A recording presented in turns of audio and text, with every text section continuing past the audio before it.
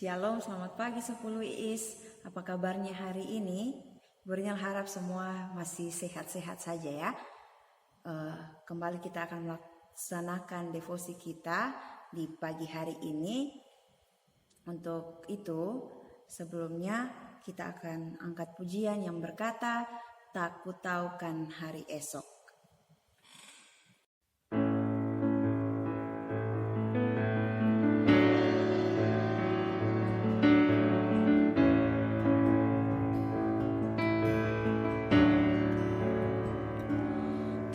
Ku tahu kan hari esok, namun langkahku tetap bukan surya ku harapkan, karena surya kan lenyap. Oh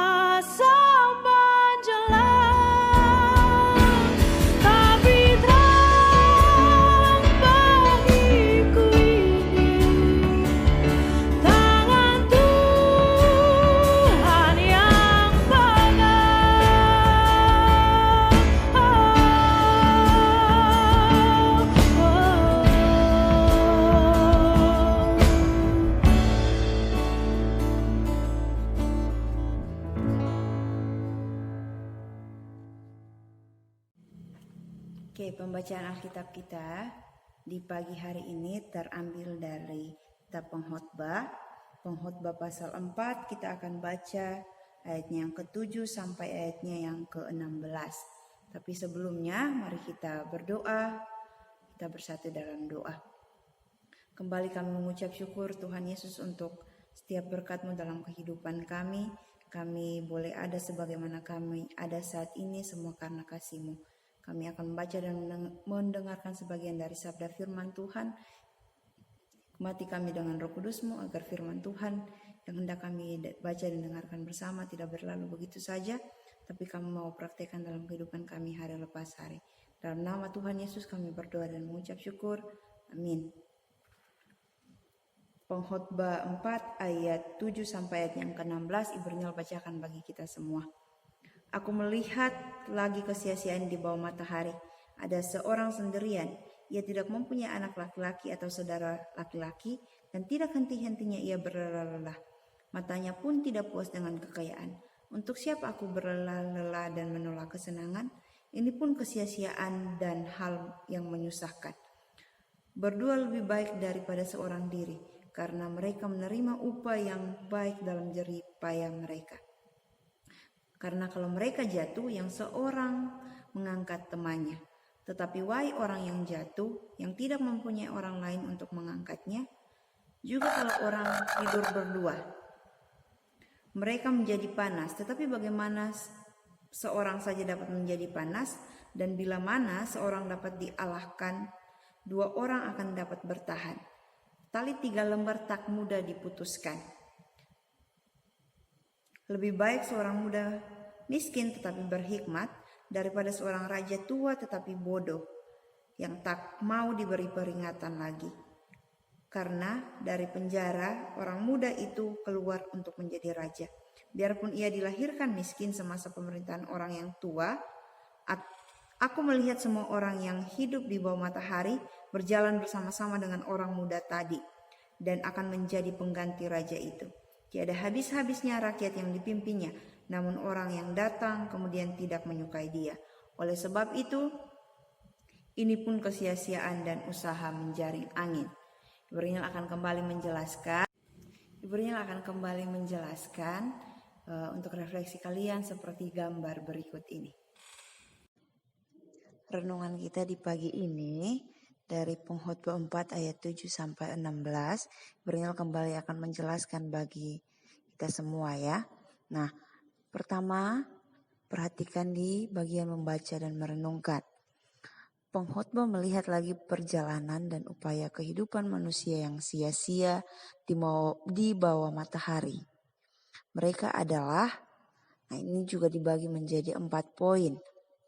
Ayat 7 sampai 8, seorang diri ia hidup, tak ada keturunan atau keluarga, seorang pekerja keras, berlelah-lelah dan tidak puas matanya melihat kekayaannya.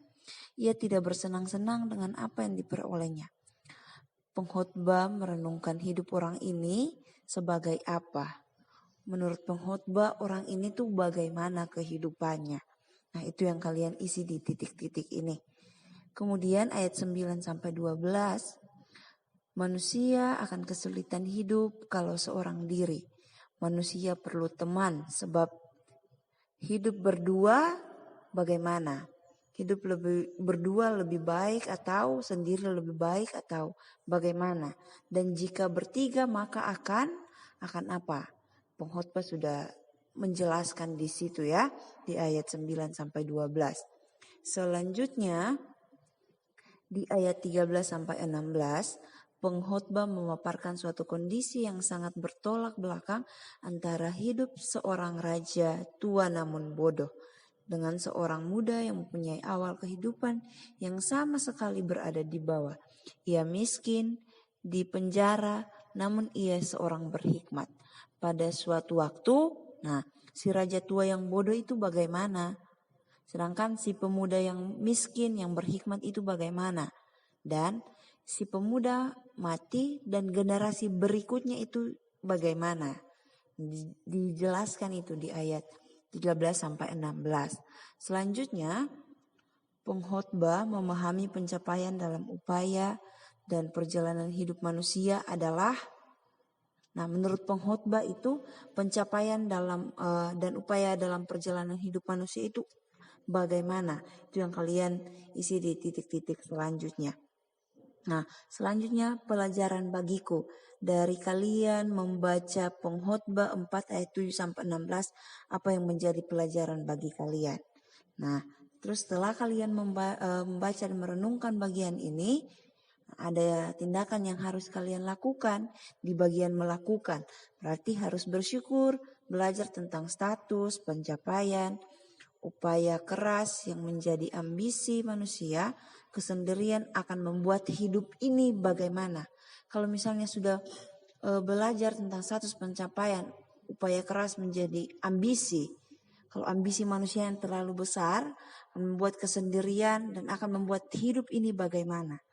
Nah, terus ke depannya itu kalian perlu menata hidup terhadap kerja, harta, status, hikmat, dan komunitasnya itu menjadi bagaimana. Supaya apa? Nah, itu yang kalian isi. Selamat berrefleksi. Tuhan Yesus memberkati.